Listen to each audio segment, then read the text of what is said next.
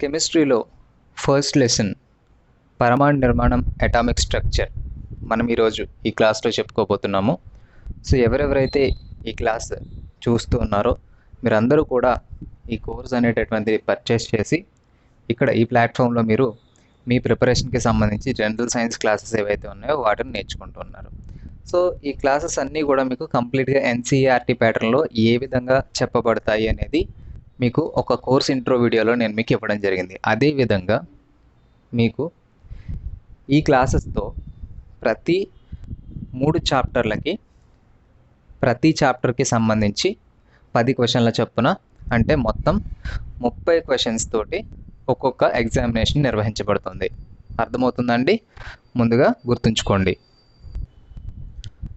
మీకు ఎప్పుడైతే 3 chapters complete అవుతాయో ఆ 3 చాప్టర్స్లో ఈచ్ చాప్టర్కి 10 క్వశ్చన్స్ చొప్పున మీకు మొత్తం 3 చాప్టర్స్కి కలిపి 30 క్వశ్చన్స్ ఇవ్వబడతాయి. Okay, 30 questions. అలాగే దానికి సమయం వచ్చేసరికి 27 మినిట్స్ ఉంటుంది. ఓకేనా? సో ప్రతి క్వశ్చన్కి మీకు 54 సెకండ్స్ అనేది టైం ఉంటుంది. సో ఇందులో మీకు negative marking 0.33, positive mark for each correct answer 1 mark. Okay, so ఈ విధంగా మీకు ప్రతి 3 చాప్టర్స్కి క్విజ్ అనేది కండక్ట్ చేయబడుతుంది. సో ఇందులో మీకు పర్ఫార్మెన్స్ ర్యాంక్ కానీ డీటెయిల్డ్ అనాలిసిస్ కానీ లీడర్ బోర్డుతో సహా మీరు వ్యూ చేసుకోవచ్చు.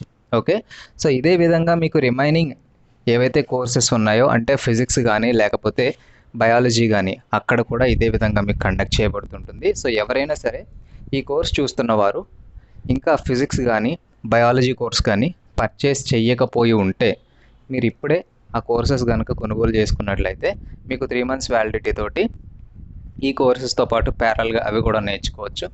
సో దాని ద్వారా మీకు జనరల్ సైన్స్కి సంబంధించినటువంటి 3 సబ్జెక్టులు కూడా కంప్లీట్ ఇన్ఫర్మేషన్ అనేది మీకు లభిస్తుంది. ఓకేనా? సో ఇక ఆలస్యం చేయకుండా మనం పాఠం స్టార్ట్ చేద్దాం.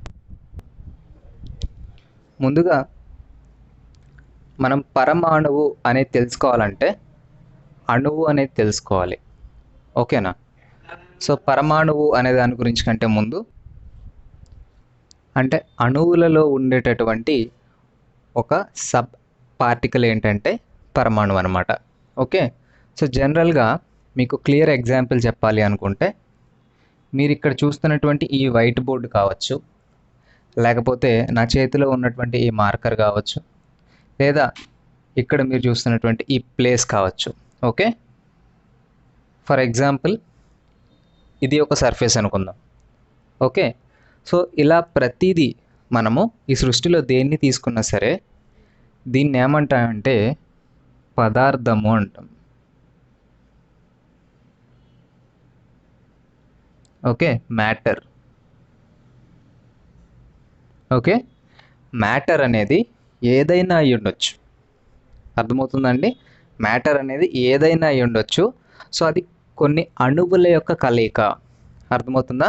సో అంటే the combination of some molecules. Okay, some number of molecules ఇలా ఒకదానికొకటి కలిసి మనకి ఒక పదార్థం అనేది ఏర్పడుతుంది. ఓకే, సో ఇలా ఏంటంటే ఒక అణువుతోటి ఒక అణువు కలిసి మనకి ఒక స్ట్రక్చర్ ఏర్పడుతుంది. ఓకేనా? అణువులన్నా కణాలన్నా లేకపోతే మాలిక్యూల్స్ అన్నా ఒకటే. ఇంగ్లీష్లో మనము మాలిక్యూల్స్ అంటాం, ఇంగ్లీష్ మీడియం. సో తెలుగులో మనము అణువులు అని పిలుస్తాం. ఓకే, సో ఈ మాలిక్యూల్స్ యొక్క కలయిక వల్ల మనకి మ్యాటర్ అనేది ఏర్పడుతుంది. అర్థమవుతుందా? ఫస్ట్ ఈ మ్యాటర్నే మనము డెప్త్గా అనలైజ్ చేసుకుంటూ వెళ్తే మ్యాటర్లో అణువులు ఉంటాయి, మాలిక్యూల్స్. ఓకేనా? ఈ అణువు లోపల ఉండేవి పరమాణువులు.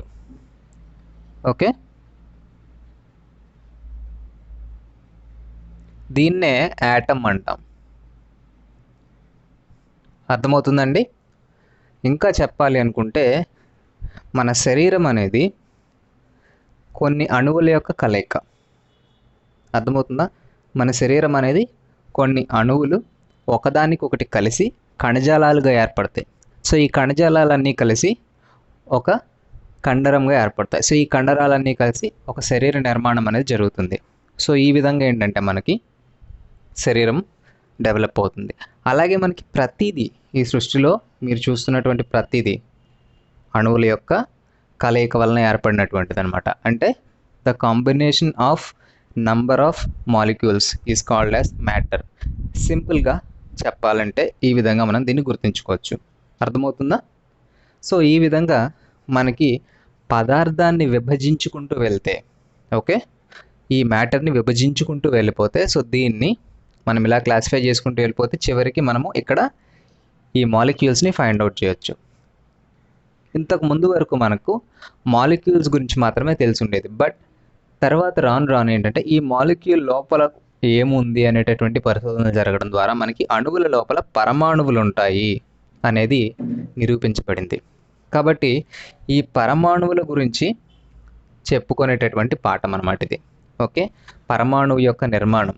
సో ఇది ఎలా ఉంటుంది, ఇందులో ఉండేటటువంటి ముఖ్యమైనటువంటి పార్టికల్స్ ఏంటి అంటే సబ్ అటామిక్ పార్టికల్స్ అంటాం. What are the sub atomic particles involved in this atom, and what is meant by nucleus, what is meant by radius of an orbit, ఇవన్నీ కూడా మనం చెప్తాం. సో అలాగే ఏంటంటే ఈ ఎలక్ట్రాన్స్ అనేటటువంటివి ఎలా తిరుగుతూ ఉంటాయి కేంద్రకం చుట్టూ, అసలు కేంద్రకం అంటే ఏంటి, ఇవన్నీ కూడా మీకు ఇక్కడ తెలుసుకుంటూ ఉంటాం. ఓకేనా? మరైతే వీటిలో ముందుగా మనకి పదార్థం అనేది ఉంది అని చెప్పాం. ఇది ఎన్ని రకాలుగా లభిస్తుంది మనకి నేచర్లో? మ్యాటర్ ఎన్ని స్టేట్స్లో ఉంటుంది అంటే 3 స్టేట్స్. బేసిక్గా మీ అందరికీ తెలిసిందే 3 స్టేట్స్ ఏంటంటే సాలిడ్ స్టేట్ ఘన పదార్థాలు, లిక్విడ్ స్టేట్ ద్రవ పదార్థాలు, అలాగే గ్యాషియస్ స్టేట్ వాయు పదార్థాలు. ఇలా మనకి 3 స్టేట్స్లో మ్యాటర్ అనేది ఎగ్జిస్ట్ అయ్యి ఉంది ఈ నేచర్లో. సో అయితే ఇక్కడ మాలిక్యూల్స్ యొక్క ప్యాటర్న్ ఎలా ఉంటుంది, చూద్దాం ఫస్ట్. అర్థమవుతుందండి? ఎప్పుడైనా సరే ఒక పదార్థం అనేది స్టిఫ్గా రిజిడ్గా ఉందనుకోండి, అక్కడ మాలిక్యూల్స్ యొక్క ప్యాటర్న్ అనేటటువంటిది ఎలా ఉంటుందంటే ఒకదానికొకటి బాగా దగ్గరగా ఉంటుంది. అంటే ఒక సాలిడ్ మెటీరియల్ తీసుకుంటే, for example consider this is as a plane. Okay, so దీన్ని ఒక ప్లేన్ అనుకుంటే ఇందులో ఉండేటటువంటి పరమాణువులు ఒకదానికొకటి దగ్గరగా మ్యాక్సిమం ఇంత దగ్గరగా టైట్గా ఉంటాయి అన్నమాట. Tightly packed.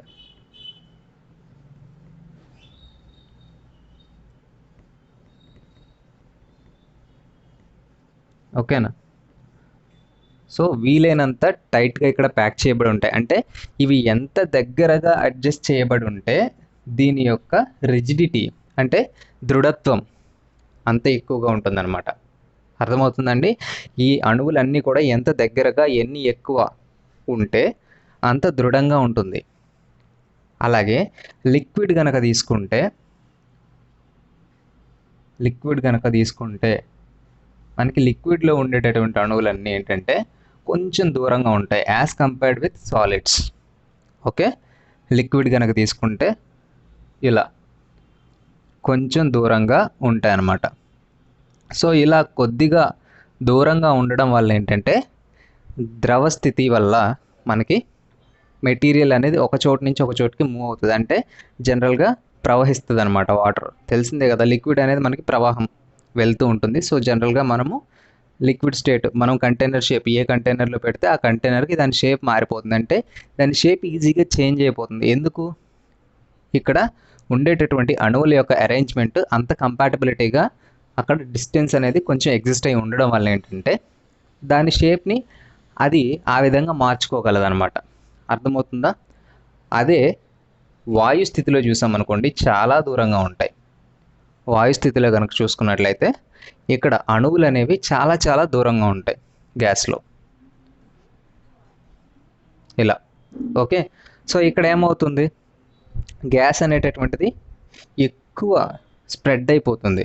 ఓకే, సో ఇది వచ్చేసరికి చాలా తక్కువ ఏరియాని స్ప్రెడ్ చేయగలదు. జస్ట్ ఎంత ఉంటే అంతే, దీని యొక్క షేప్ ఎంత ఉంటే, దీని యొక్క వైశాల్యం ఎంత ఉంటే సో అంతవరకే ఇది ఎక్స్పాండ్ అవ్వగలదు. అంతకంటే కొంచెం కూడా ఎక్స్ట్రా తీసుకోదు. ఇది ఏంటంటే ఉన్నటువంటి ప్లేస్ నుంచి కొంత దూరం ఇది తీసుకోగలదు అనమాట. సో అంటే ఇది కొంచెం వరకు ఎక్స్పాండ్ అవ్వగలదు, ద్రవం కాబట్టి, అంటే లిక్విడ్ కాబట్టి.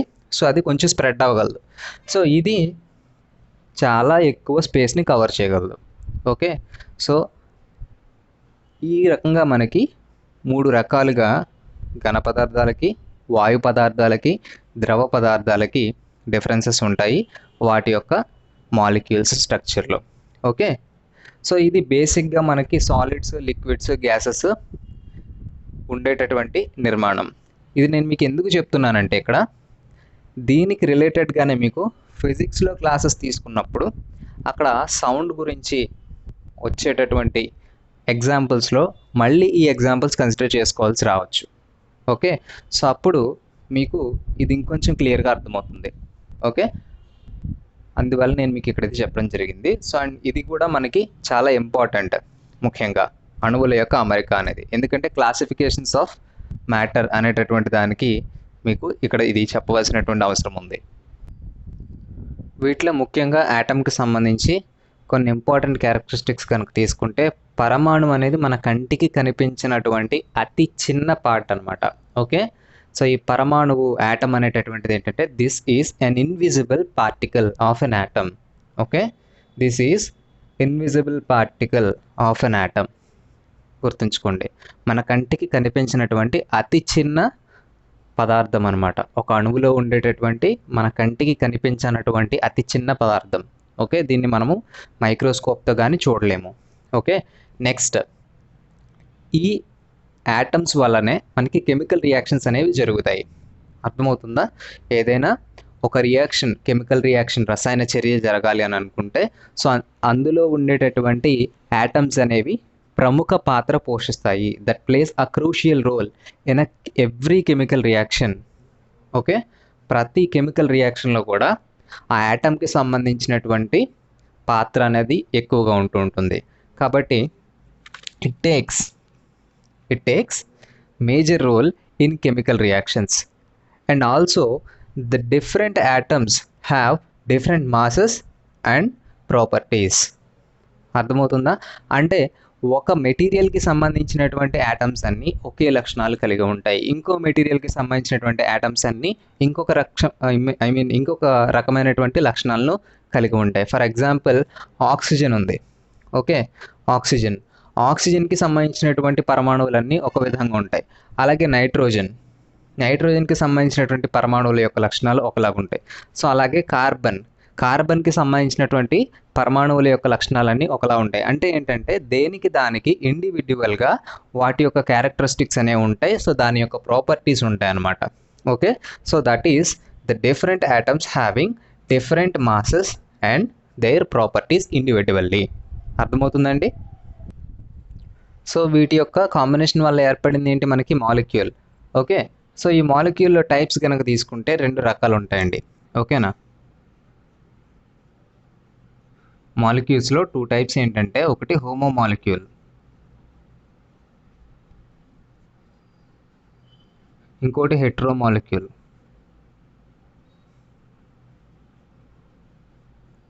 ఓకే, సో అంటే స్వజాతి అణువులు, ఇంకొకటి విజాతి.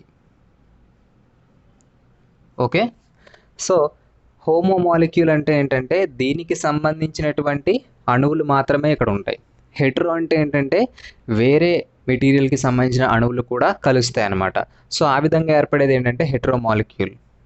ఓకేనా? సో ఆ విధంగా మనకి 2 రకాలైనటువంటివి ఉంటాయి అన్నమాట. ఓకే, సో ఫస్ట్ది ఏమంటాము అంటే హోమో మాలిక్యూల్స్లో ఎగ్జాంపుల్స్ తీసుకుంటే ఆక్సిజన్, ఓకే, O2, అలాగే నైట్రోజన్, హైడ్రోజన్. ఇలాగా మీరు చూడండి, స్వజాతి అంటే ఇక్కడ ఆక్సిజన్ మాత్రమే ఉన్నాయి, ఆక్సిజన్ పరమాణువులు మాత్రంతోటే ఇక్కడ ఏర్పడుతుంది. సో అదేవిధంగా నైట్రోజన్ అణువులతో మాత్రమే ఇది ఏర్పడుతుంది, అలాగే హైడ్రోజన్తో మాత్రమే ఇది ఏర్పడుతుంది. ఓకే, సో ఈ విధంగా ఏంటంటే మనకి స్వజాతి హోమో మాలిక్యూల్స్ అని చెప్తాం.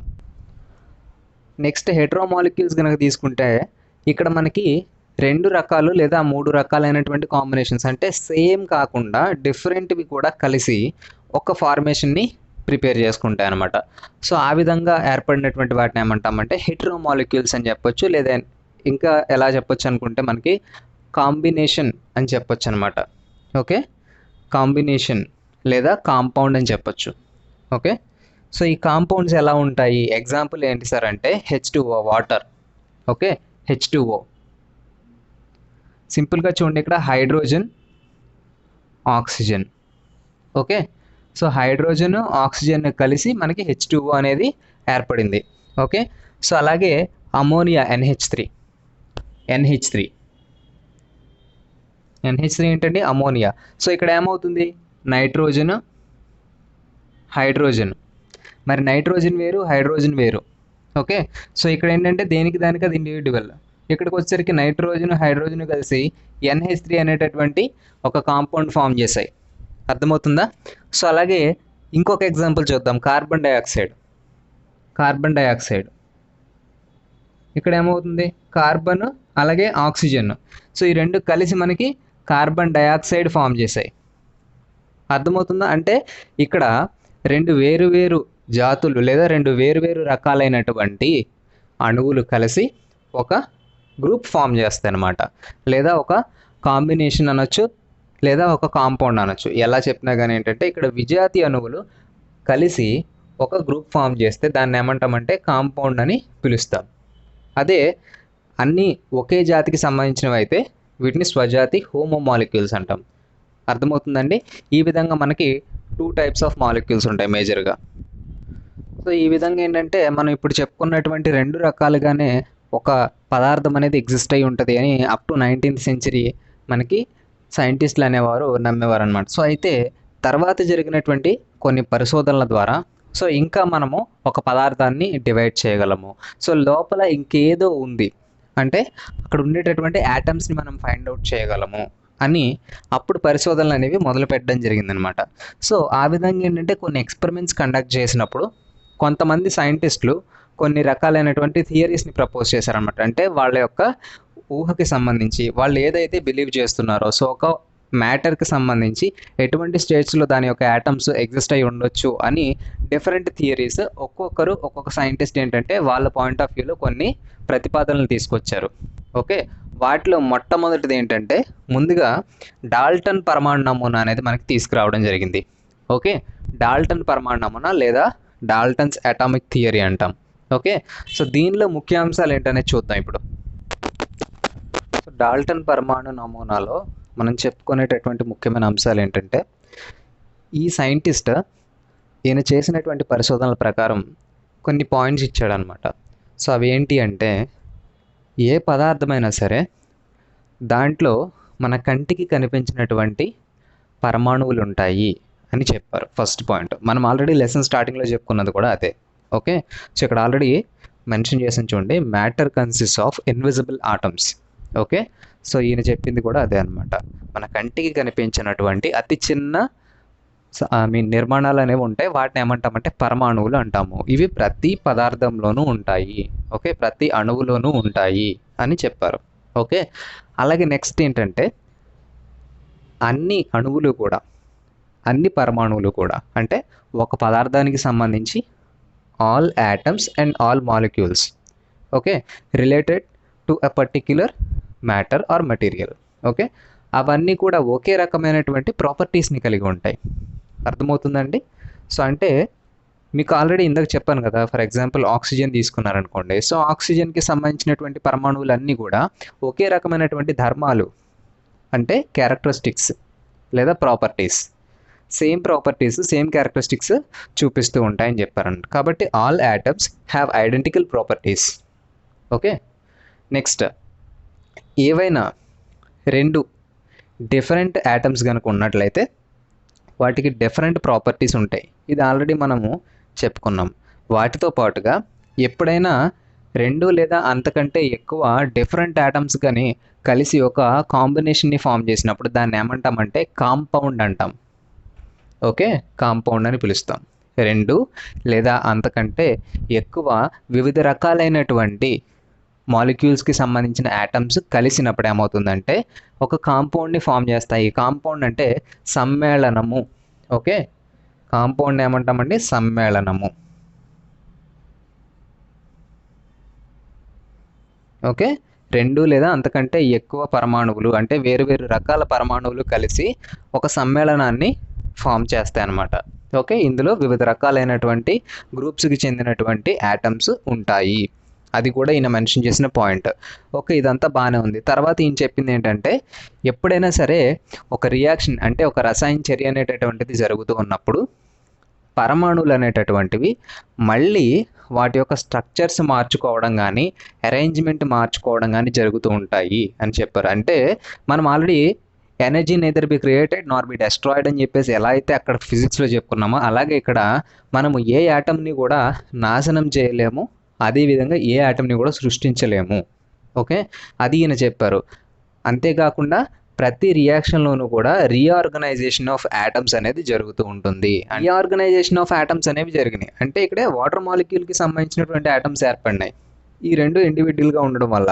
అంతే తప్ప అంటే ఇవి ఈక్వల్గా అంటే మనము ఎప్పుడైనా సరే ఒక ఈక్వేషన్ బ్యాలెన్సింగ్ చేస్తాం చూడండి, కెమిస్ట్రీలో ఈక్వేషన్ బ్యాలెన్సింగ్ చేస్తాం అంటే ఏమవుతుంది, అక్కడ పరమాణువుల్ని మనము సర్దుతున్నాం. మనకి కావాల్సినటువంటి కాంపౌండ్ ఏదైతే మనము ఫామ్ చేసుకోవాలనుకుంటున్నామో, ఏదైతే రిజల్టెంట్ ఒక పర్టికులర్ కాంపౌండ్ అనేది ఫామ్ అవ్వాలో దానికి తగినట్లుగా పరమాణువులు అనేవి ఈ కాంపౌండ్స్కి ఒక స్ట్రక్చర్కి అరేంజ్ చేస్తామన్నమాట. దాన్నే మనము ఈక్వేషన్ బ్యాలెన్సింగ్ అని చెప్తూ ఉంటాం. అర్థమవుతుందా? సో ఆ రకంగా ఏంటంటే ప్రతి పరమాణువులు కూడా వాటి స్ట్రక్చర్కి తగినట్టుగా ఎప్పుడైనా సరే కెమికల్ రియాక్షన్స్ జరిగినప్పుడు రీఆర్గనైజ్ అవుతాయి. అంతే తప్ప అవి నాశనం చేయబడవు లేదా కొత్తగా సృష్టించబడవు, ఎక్కడి నుంచో తీసుకురాబడవు అని చెప్పారు. సో ఇన్ని చెప్పినప్పుడు ఇక్కడ వచ్చినటువంటి ఒక చిన్న డ్రాబ్యాక్ ఏంటంటే ఇక్కడ లా ఆఫ్ కెమికల్ కాంబినేషన్, ఈ కెమికల్ కాంబినేషన్స్ ఏ విధంగా జరుగుతున్నాయి, రసాయన చర్యలు జరుగుతున్నాయని చెప్పారు, బాగానే ఉంది. రీఆర్గనైజేషన్ జరుగుతుందన్నారు, ఓకే. అయితే దీనికి ఏదైనా పర్టికులర్ ప్రిన్సిపల్ ఉందా, ఎలా ఇవన్నీ జరుగుతున్నాయి అని ఇక్కడ వచ్చినటువంటి ఒక క్వైరీ అనేటటువంటిది ఇక్కడ ఎక్స్ప్లెయిన్ చేయలేకపోయిందనమాట ఈ theory. Okay, so this theory could not explain the law of chemical combination. Okay, so దీనివల్ల దీనికి వచ్చినటువంటి డ్రాబ్యాక్ అనమాట ఇది. ఓకే, దేనిని ఈ డాల్టన్ పరమాణు నమూనా నిర్వచించలేకపోయింది. డాల్టన్ పరమాణు నమూనా అంటే లా ఆఫ్ కెమికల్ కాంబినేషన్ని నిర్వచించలేకపోయింది, అంటే ఎలా జరుగుతుంది అనేది చెప్పలేకపోయింది అనమాట. సో అదొకటి దీనికి సంబంధించిన డ్రాబ్యాక్. ఈయన ఇచ్చినటువంటి మేజర్ పాయింట్స్ ఇవన్నమాట. ఓకే, సో అయితే తర్వాత వచ్చినటువంటి సైంటిస్టులు ఈయన పరిశోధనల్ని ఆధారంగా చేసుకుంటూ వాళ్ళు ఏంటంటే దీన్ని ఇంకొంచెం ముందుకు తీసుకెళ్లారు. సో దీని ప్రకారం మనకి నెక్స్ట్ ఏంటంటే ఆ సైంటిస్టులు చెప్పినటువంటిది ఏంటంటే ఇక్కడ ఉన్నటువంటి పాస్టులేట్స్ ప్రకారము వాళ్ళు చేసినటువంటి పరిశోధనల ద్వారా తర్వాత మనకి 1897లో వచ్చినటువంటి జేజే థామ్సన్ కావచ్చు, అలాగే 1911లో వచ్చినటువంటి రూదర్ఫర్డ్ థియరీ అయి ఉండొచ్చు. సో అలాగే నీల్స్ బోర్ 1912. ఇలా ఏంటంటే ఒక్కొక్కరు వారి వారి పరిశోధనల ద్వారా తేల్చి చెప్పినటువంటిది ఏంటంటే ముఖ్యమైనటువంటి పాయింట్, ప్రతి పరమాణువులో కూడా సబ్ అటామిక్ పార్టికల్స్ ఉంటాయి అని చెప్పారు. ఏముంటాయండి? Sub atomic particles. Sub atomic particle. Okay, so అంటే పరమాణువు లోపల ఉండేటటువంటి ముఖ్యమైనటువంటి పార్టికల్స్ అనమాట. అంటే సబ్ అటామిక్ అంటే ఏంటి? యాటమ్ లోపల ఉండేటటువంటిది కాబట్టి దాన్ని సబ్ అటామిక్ అన్నాము. ఓకే, పరమాణువు లోపల కూడా మనకు కొన్ని ముఖ్యమైనటువంటి పార్టికల్స్ ఉంటాయి, ఇంకా చిన్న చిన్నవి, వాటిని మనము సబ్ అటామిక్ పార్టికల్స్ అంటాము. సో అయితే వీటిలో ముఖ్యంగా ఫండమెంటల్, నాన్ ఫండమెంటల్ అని రెండు రకాలు ఉన్నాయని విభజించారు. ఓకే, ఫండమెంటల్, నాన్ ఫండమెంటల్ అని రెండు రకాలుగా ఉన్నాయని విభజించారు. ఓకే, సో ఆ రెండు ఫండమెంటల్ ఏంటి అంటే ఫస్ట్ ఎలక్ట్రాన్, అలాగే ప్రోటాన్, అలాగే న్యూట్రాన్. ఓకే, ఈ మూడింటిని కూడా ఏంటంటే ఫండమెంటల్ పార్టికల్స్ అంటారు. సబ్ అటామిక్ పార్టికల్స్లో ఫండమెంటల్ పార్టికల్స్ అని చెప్తారు, గుర్తుంచుకోండి. అర్థమవుతుందా? సో ఎప్పుడైతే డాల్టన్ థియరీ అనేటటువంటిది నిర్వచించబడిందో, సో తర్వాత లాంగ్ టైంలో జరిగినటువంటి పరిశోధనల ద్వారా తర్వాత వచ్చినటువంటి సైంటిస్టులు మనకి థామ్సన్ కానీ, రూదర్ఫర్డ్ కానీ, నీల్స్ బోర్ కానీ, వెక్టర్ చాడ్విక్ కానీ, మోస్లే కానీ, వీళ్ళందరూ వరుసగా జరిపినటువంటి పరిశోధనల ద్వారా వాళ్ళు ఫస్ట్ చెప్పినటువంటిది ఏంటంటే పరమాణువు లోపల సబ్ అటామిక్ పార్టికల్స్ ఉంటాయి. ఓకే. సో ఈ సబ్ అటామిక్ పార్టికల్స్ అనేటటువంటివి ఏంటంటే ముఖ్యంగా 2 రకాలు. సో ఆ 2 రకాల్లో ఫస్ట్‌ది ఏంటి అంటే ఫండమెంటల్ పార్టికల్స్‌లో ఎలక్ట్రాన్స్ ఉంటాయి, ప్రోటాన్స్ ఉంటాయి, న్యూట్రాన్స్ ఉంటాయి. ఓకే.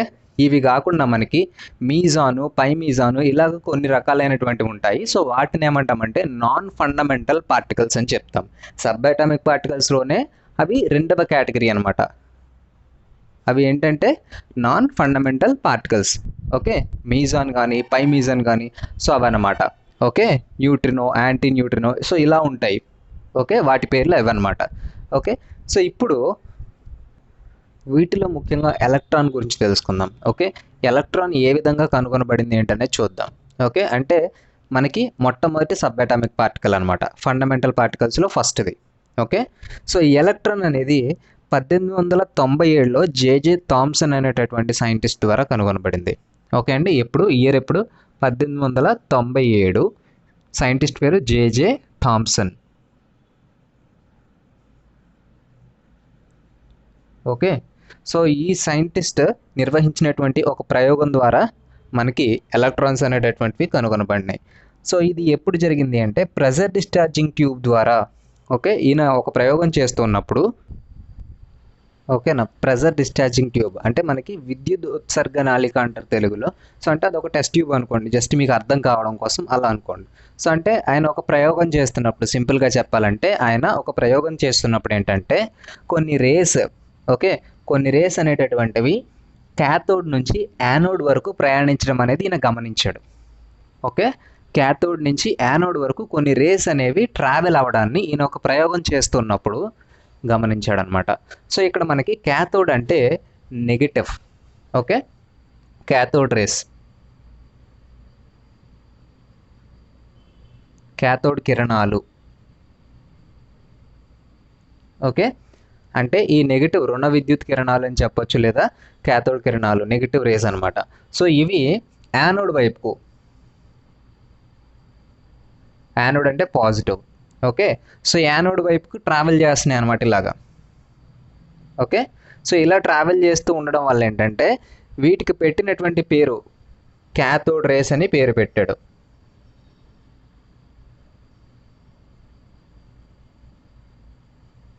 ఓకేనా, క్యాథోడ్ రేస్ అని పేరు పెట్టారు. ఎందుకు ఈ పేరు పెట్టారంటే ఇవి ఆరిజినేట్ అయినాయి ఎక్కడి నుంచి, క్యాథోడ్ నుంచి ఆరిజినేట్ అయ్యి యానోడ్ వైపుకు వెళ్తున్నాయి కాబట్టి వీటికి క్యాథోడ్ రేస్ అని పెట్టారు. అర్థమవుతుందండి మీకు? ఇక్కడ క్లియర్గా ఉంటేనే మీరు యానోడ్ క్యాథోడ్ దగ్గర సింబల్స్ దగ్గర అంటే ప్లస్ దగ్గర మైనస్, మైనస్ దగ్గర ప్లస్ పెట్టకుండా ఉంటారు. ఇక్కడ క్లారిటీ తెచ్చుకోండి. క్యాథోడ్ అంటే నెగటివ్, క్యాథోడ్ రేస్ అంటే ఎలక్ట్రాన్స్ అనమాట సింపుల్గా. ఓకే. రుణ విద్యుత్ కిరణాలు. ఓకే. ఎందుకు ఇలా పిలుస్తాము అంటే నెగిటివ్ దగ్గర ఆరిజినేట్ అయ్యి పాజిటివ్ వైపుకు అట్రాక్ట్ అవుతున్నాయి కాబట్టి దీనికి ఏ ఛార్జ్ ఉంటుంది, నెగిటివ్ ఛార్జ్ ఉంటుంది. కాబట్టి వీటిని ఎలక్ట్రాన్స్ అని చెప్పారనమాట. ఓకే. అయితే ఇక్కడ మీరు గుర్తించవలసింది ఏంటంటే ఈ ఎలక్ట్రాన్స్ని క్యాథోడ్ రేస్ అనే పేరుతో కనుగొన్నటువంటిది ఎవరు అంటే జేజే థామ్సన్. ఓకేనా. ఎలక్ట్రాన్స్ని కనుక్కున్నది ఎవరు అంటే జేజే థామ్సన్. ఆయన ఇచ్చిన పేరు ఏంటంటే క్యాథోడ్ కిరణాలు. మరి ఎలక్ట్రాన్ అని పేరు పెట్టినటువంటి సైంటిస్ట్ ఎవరు అంటే జే స్టోనీ. ఓకే. జే స్టోనీ గుర్తుంచుకోండి. ఎలక్ట్రాన్లను కనుగొన్నది అంటే జేజే థామ్సన్. ఎలక్ట్రాన్కు పేరు పెట్టినది, ఎలక్ట్రాను అని పేరు పెట్టినది ఎవరు అంటే జే స్టోనీ. ఈ రెండు మీరు డిఫరెన్స్ గుర్తుంచుకోండి. ఓకే. మనకి ఇటువంటివి అడుగుతూ ఉంటాడు ఎగ్జామినేషన్లో. అర్థమవుతుందా? అండ్ అదేవిధంగా ఈ క్యాథోడ్ రేస్ని ప్రయోగపూర్వకంగా అంటే ఎక్స్పెరిమెంట్ చేసి ప్రూవ్ చేసి ఫైండ్ అవుట్ చేసినందుకు గాను ఈయనకు అంటే జేజే థామ్సన్ గారికి 1906లో నోబెల్ ప్రైజ్ ఇచ్చారు. 1906లో నోబెల్ ప్రైజ్ ఇచ్చారు. దేనికి ఇచ్చారండి? క్యాథోడ్ రే ఎక్స్పెరిమెంట్ ద్వారా క్యాథోడ్ రేస్ని ఫైండ్ అవుట్ చేసినందుకు. ఓకే. సో ఈ క్యాథోడ్ రేస్ని ఎలక్ట్రాన్స్ అని పేరు పెట్టింది ఎవరు? జే స్టోనీ అనమాట. అయితే మనకి ఇక్కడ క్యాథోడ్ రేస్ అనేటటువంటి పేరు ఈయనిస్తే ఎలక్ట్రాన్స్ అనేటటువంటి పేరు ఈయన చెప్పాడు. మరి ఈ వీటికి సంబంధించిన ఆవేశం రుణావేశం ఉంటుంది. ఓకే. ఎలక్ట్రాన్స్కి నెగిటివ్ ఛార్జ్ ఉంటుంది అని పర్టికులర్గా చెప్పినటువంటి సైంటిస్ట్ ఎవరు? ఓకే, పర్టికులర్గా ఎలక్ట్రాన్కు నెగిటివ్ ఛార్జ్ ఉంటుంది అని తొలిసారిగా చెప్పినటువంటి సైంటిస్ట్ ఎవరంటే పెర్రిన్. ఓకే, పెర్రిన్ అనేటటువంటి ఒక సైంటిస్ట్. సో ఈ సైంటిస్ట్ ఏం చెప్పారు అంటే ఎలక్ట్రాన్ హ్యాస్ నెగిటివ్ ఛార్జ్ అని చెప్పారు. ఈయన ఏం చేశారంటే క్యాథోడ్ దగ్గర ఆరిజినేట్ అయ్యాయి, అవి యానోడ్ వైపుకి వెళ్తున్నాయి కాబట్టి వీటికి క్యాథోడ్ రేస్ అని పేరు పెట్టారు. అలాగే జీజెస్టోని ఎలక్ట్రాన్స్ అని పేరు పెట్టారు. ఈ ఎలక్ట్రాన్కి నెగిటివ్ ఛార్జ్ ఉంటుంది అని చెప్పినటువంటి సైంటిస్ట్ పెర్రిన్. అయితే దీన్ని మొట్టమొదటిసారిగా ప్రయోగపూర్వకంగా నిరూపించినటువంటి సైంటిస్ట్, అంటే దాని వాల్యూతో కలిపి, ఓకే, దాని వాల్యూతో కలిపి ప్రయోగపూర్వకంగా ఛార్జ్ ఆఫ్ అన్ ఎలక్ట్రాన్ ఎంత అనేది నిరూపించినటువంటి సైంటిస్ట్ పేరు ఏంటంటే Millikan. Okay, Millikan.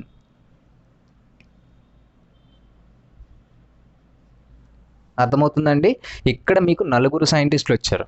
Okay, so Millikan అనేటటువంటి శాస్త్రవేత్త ఛార్జ్ ఆఫ్ ఎలక్ట్రాన్ని ప్రయోగపూర్వకంగా నిరూపించారు ఎక్స్పెరిమెంటల్ వైడ్గా. సో ఈ వాల్యూ ఎంత అంటే 1.602 into 10⁻⁻19 coulombs. Okay, 1.602 into 10⁻⁻19 coulombs. Okay, so what is coulombs? Coulombs అంటే ఏంటంటే విద్యుత్ ఆవేశాన్ని మనము కూలమ్స్లో చెప్తాము. Either it is maybe positive or it may be negative. ఓకేనా, క్లియర్? సో ఇక్కడ మనకి మిల్లికాన్ అనే సైంటిస్ట్ ప్రయోగపూర్వకంగా ఈ వాల్యూ ఇచ్చారు. ఓకే, ఇది మైనస్లో ఉంటుంది, గుర్తుంచుకోండి. మైనస్ కనుక పెట్టకపోతే రాంగ్. మీకు రెండు ఉంటాయి, మైనస్ సైన్ ఉన్నది ఆప్షన్లో ఉంటుంది, ప్లస్ సైన్ అంటే ఎటువంటి సైన్ లేనిది కూడా ఆప్షన్లో ఉంటుంది. రెండు చూసుకోండి, వాల్యూ ఒకటే కాదు, సైన్ కూడా ఇంపార్టెంట్. తెలిసినా తప్పు వచ్చేటటువంటి బిట్స్ ఇలాగే ఉంటాయి. ఓకే, సో ఇదనమాట ముఖ్యంగా. అలాగే ఇంకొన్ని ఇంపార్టెంట్ క్యారెక్టరిస్టిక్స్ చెప్పుకుంటే ఈ వీటికి సంబంధించి, ఈ క్యాథోడ్ రేస్ యొక్క స్పీడ్ ఎలా ఉంటుంది? క్యాథోడ్ రేస్ యొక్క స్పీడ్ ఎలా ఉంటుంది అంటే 1/10 of light speed. Okay, 1/10 of light speed గుర్తుంచుకోండి, 1/10th portion of light speed.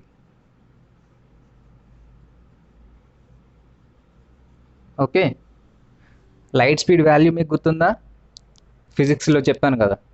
Okay, గుర్తుంచుకోండి, 1/10th portion of light speed value ఉంటుంది. దేనికి ఉంటుంది? క్యాథోడ్ రేస్కి.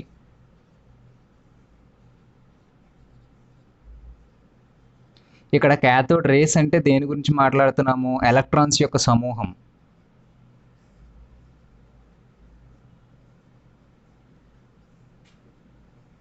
ఒకటే ఉంటే మనం ఎలక్ట్రాన్ అని పిలుస్తాం, అటువంటివి ఎక్కువ ఉంటే క్యాథోడ్ రేస్ అంటాం. ఆ రేస్కి స్పీడ్ అనమాట ఇది, 1/10 ఆఫ్ లైట్ స్పీడ్. అండ్ ఇది ఎప్పుడు కూడా కాన్స్టెంట్ స్పీడ్ ఉంటుంది అనమాట, అంటే స్థిరంగా కదులుతూ ఉంటాయి అనమాట. ఓకే, అలాగే వీటి యొక్క వెయిట్ చూసుకున్నట్లయితే హైడ్రోజన్ వెయిట్లో 1/1837 వంతు. ఓకే, హైడ్రోజన్తో పోల్చుకుంటే 1837 వంతు.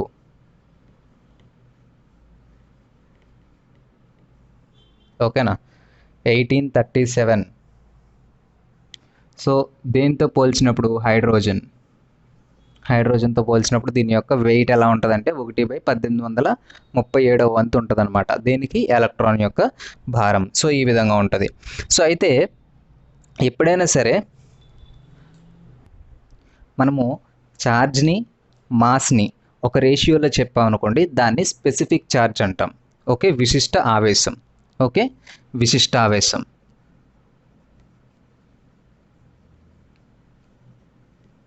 Specific charge.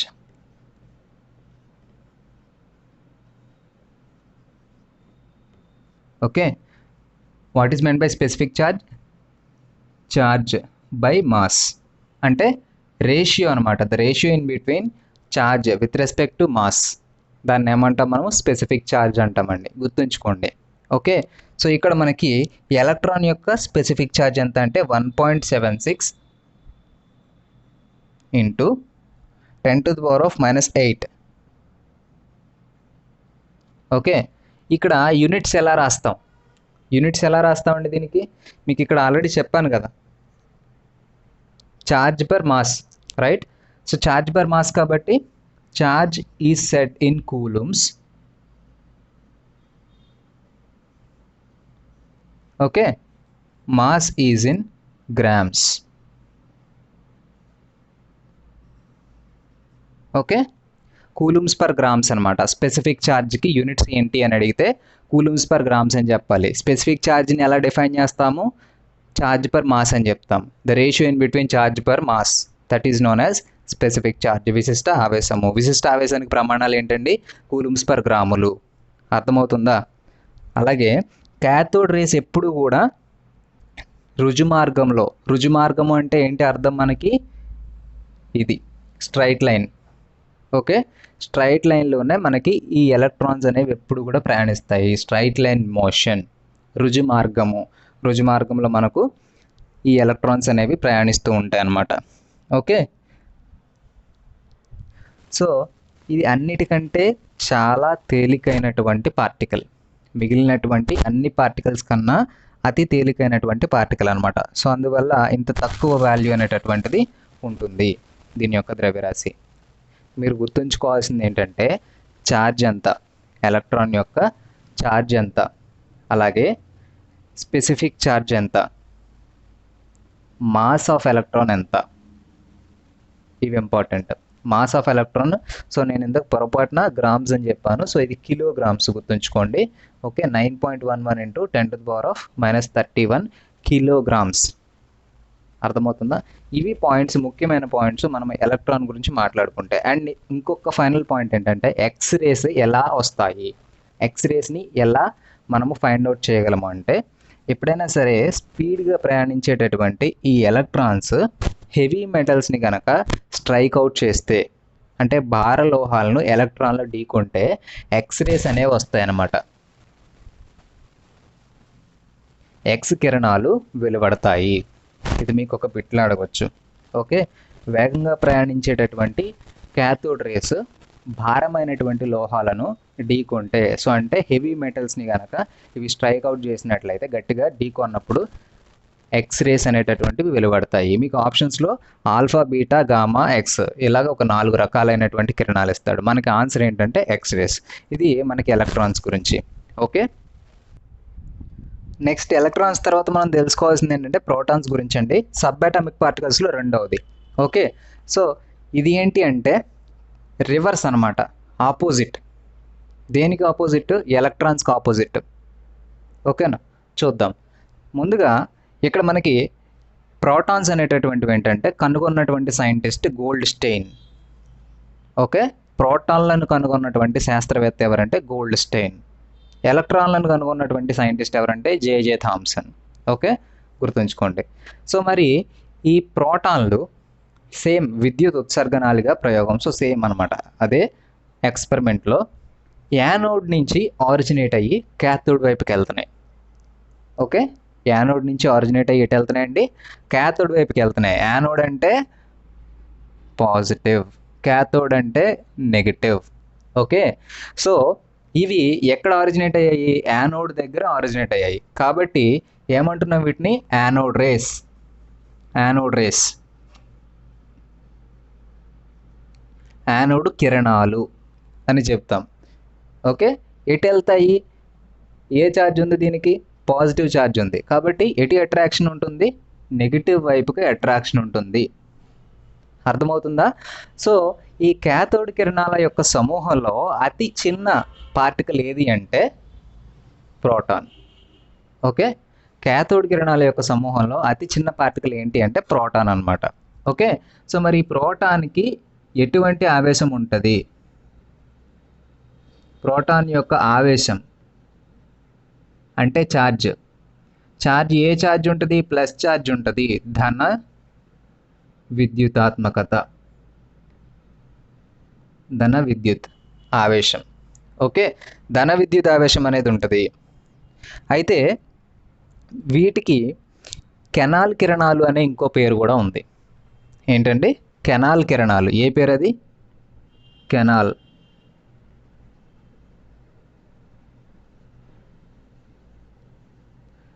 Okay, canal race.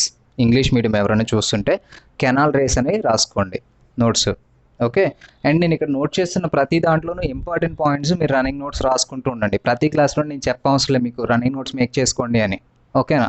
So మీరు వీడియో చూస్తూ ఒకసారి మీరు రన్నింగ్ నోట్స్ కనుక ప్రిపేర్ చేసుకున్నట్లయితే మీకు నెక్స్ట్ టైము వీడియో రెఫరెన్స్ కూడా అవసరం ఉండదు. జస్ట్ నోట్స్ చూడగానే మీకు సబ్జెక్ట్ అనేది అర్థమైపోతుంది.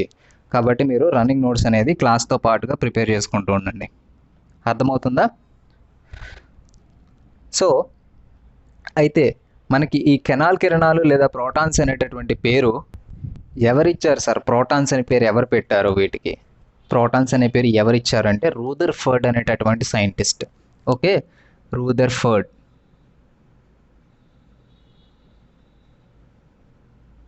ఓకే, సో ఈయన పరమాణు కేంద్రకము, వాటి యొక్క ధర్మాలు ఏంటి, అందులో ఉండేటటువంటి సబ్ అటామిక్ పార్టికల్స్ ఏంటి, సో అటామిక్ స్ట్రక్చర్ ఏంటి అనేటటువంటి దాని మీద ఈయన లైఫ్ టైము ఎక్కువ ప్రయోగాలు అనేటటువంటివి చేశారనమాట. ఓకే, సో ఈయన చేసినటువంటి మ్యాక్సిమం ప్రయోగాలన్నీ కూడా, అంటే అన్ని ఎక్స్పెరిమెంట్స్ కూడా ఏంటంటే మ్యాక్సిమము అటామిక్ స్ట్రక్చర్కి సంబంధించినటువంటి ఉంటాయి. సో అందువల్ల రూదర్ఫర్డ్ని ఏమంటారంటే కేంద్రక భౌతిక శాస్త్ర పితామహుడు. ఓకే, కేంద్రక భౌతిక శాస్త్ర పితామహుడు, గుర్తుంచుకోండి.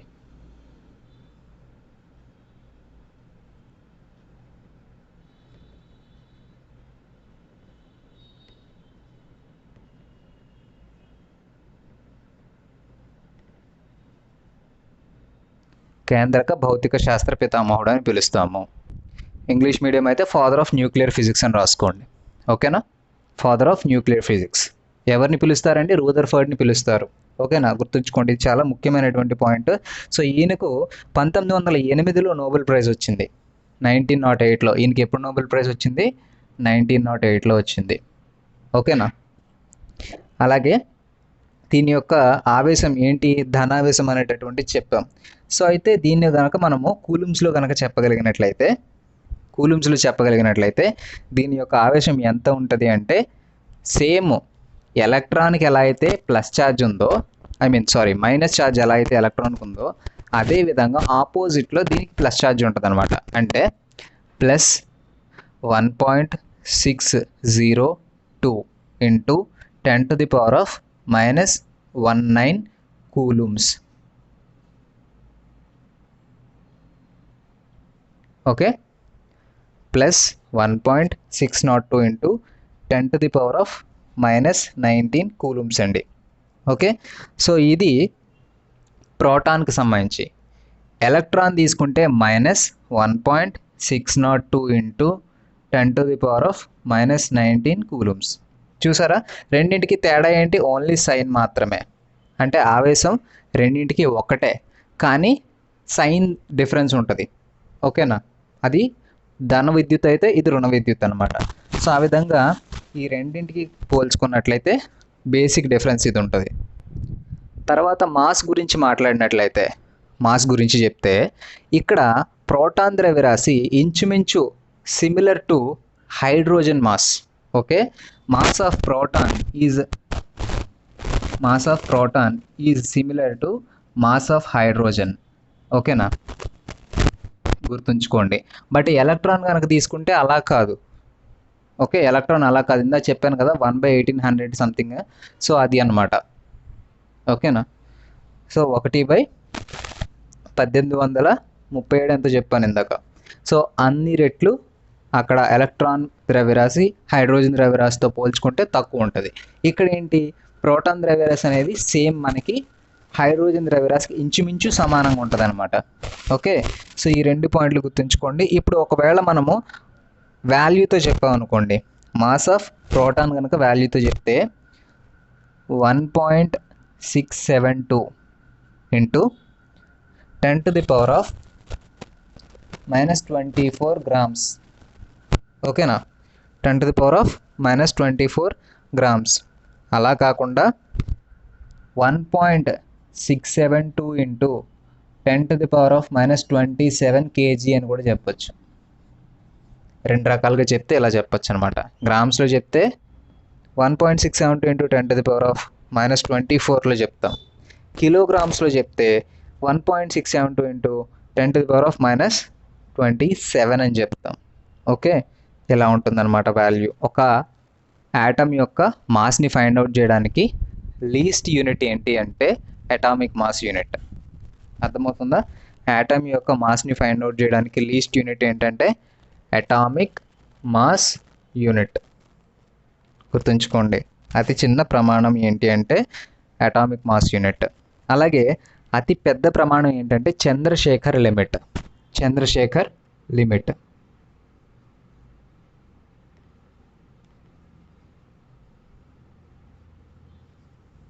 ఓకే, పరమాణు ద్రవ్యరాశిని కొలవడానికి అతిపెద్ద ప్రమాణం ఏంటండి అంటే చంద్రశేఖర్ లిమిట్. సో ఇది మనకి ప్రోటాన్స్కి సంబంధించి. నెక్స్ట్ మనం చూడవలసింది న్యూట్రాన్స్ గురించి తెలుసుకుందాం. ఈ న్యూట్రాన్స్ అనే వాటిని మొట్టమొదటిసారిగా గుర్తించినటువంటి వారు ఎవరు అంటే ఐరిన్ క్యూరీ, అలాగే ఆవిడ భర్త ఫెడరిక్ జూలియట్ క్యూరీ అనేటటువంటి ఇద్దరు గుర్తించారనమాట. ఓకేనా, మొట్టమొదటిసారిగా ఏంటంటే ఐరిన్ క్యూరీ అలాగే ఫెడరిక్ జూలియట్ క్యూరీ అనేటటువంటి వాళ్ళు పరమాణువు యొక్క కేంద్రకంలో గుర్తించారు. ఓకే, పరమాణు కేంద్రకంలో.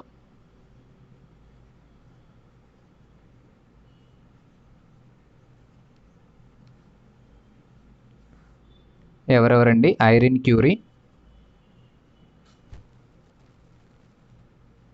అలాగే ఫెడరిక్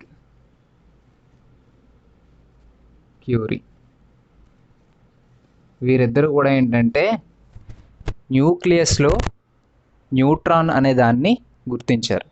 అయితే జనరల్గా మనకి జేమ్స్ చాడ్విక్ అనేటటువంటి సైంటిస్ట్ ఈ న్యూట్రాన్ని ప్రయోగపూర్వకంగా ఎక్స్పెరిమెంటల్గా నిరూపించినటువంటి సైంటిస్ట్ అనమాట. ఎవరు? James Chadwick. జేమ్స్ చాడ్విక్ ఈయన ఎక్స్పెరిమెంటల్గా న్యూట్రాన్ అనేటటువంటి దాన్ని నిరూపించారనమాట. సో ఎప్పుడు, ఏ ఇయర్లో ఈయన చెప్పారు అంటే 1932లో. ఓకే, 1932లో జేమ్స్ చాడ్విక్ అనే సైంటిస్ట్ దేని గురించి చెప్పారండి? న్యూట్రాన్ గురించి ఇంట్రడ్యూస్ చేశారు. ఈయన సైంటిఫిక్గా నిరూపించారనమాట, ఒక ప్రయోగం చేసి దాని ద్వారా చెప్పారు. సో అయితే వీళ్ళు మామూలుగా పరమాణు కేంద్రకంలో గుర్తించామని ఒక ప్రతిపాదన అనేది తీసుకొచ్చారనమాట. సో ఫస్ట్ ఎవరు చెప్పారు అంటే వీళ్ళిద్దరి పేరు, బట్ మనకి మ్యాక్సిమం జేమ్స్ చాడ్విక్ అనేటటువంటిది బిట్ ఎక్కువ అడుగుతుంటారు అనమాట. ఓకే, సో మీకు వీరి పేర్లు ఎక్కడ మీకు బిట్స్లో రావు, బట్ జనరల్గా మీకు ఒక ఇన్ఫర్మేషన్ అనేది ఉంటుందని చెప్తున్నా. ఓకే, సో అదేవిధంగా ఈయనకు 1935లో నోబెల్ ప్రైజ్ ఇచ్చారండి. దీనికి సంబంధించి 1935లో నోబెల్ ప్రైజ్ వచ్చింది. ఓకే, సో ఇక్కడ మనకి న్యూట్రాన్ని ఏ లెటర్తో డినోట్ చేస్తాము అంటే ఎన్. న్యూట్రాన్ని ఏ లెటర్తో డినోట్ చేస్తామండి? ఎన్తో డినోట్ చేస్తాం. అలాగే ప్రోటాన్ని ఏ లెటర్తో డినోట్ చేస్తామండి? పీతో డినోట్ చేస్తాం. ఎలక్ట్రాన్ని ఏ లెటర్తో డినోట్ చేస్తామండి? ఈతో డినోట్ చేస్తాం. ఇక్కడ ఎలక్ట్రాన్ యొక్క ఛార్జ్ ఏంటి? Minus charge. ప్రోటాన్ యొక్క ఛార్జ్ ఏంటి? Plus charge. మరి న్యూట్రాన్ యొక్క ఛార్జ్ ఏంటి? No charge. నో ఛార్జ్ అంటే ఎటువంటి ఆవేశము లేదని అర్థమవుతుందా? న్యూట్రాన్ అనేది ఎప్పుడు కూడా న్యూట్రల్గా ఉంటుంది కాబట్టి దాన్ని న్యూట్రాన్ అంటారు. న్యూట్రల్గా అంటే ఎటు అంటే ప్లస్ వైపుకి కాకుండా మైనస్ వైపుకి కాకుండా న్యూట్రల్గా ఉంటుంది అనమాట. అందువల్ల దానికి ఆవేశం అనేటటువంటిది ఉండదు. ఓకే, గుర్తుంచుకోండి. అయితే దీని యొక్క మాస్, ద్రవ్యరాశి మాస్ దాదాపు ప్రోటాన్ ద్రవ్యరాశితో సమానంగా ఉంటుంది. Okay, mass of neutron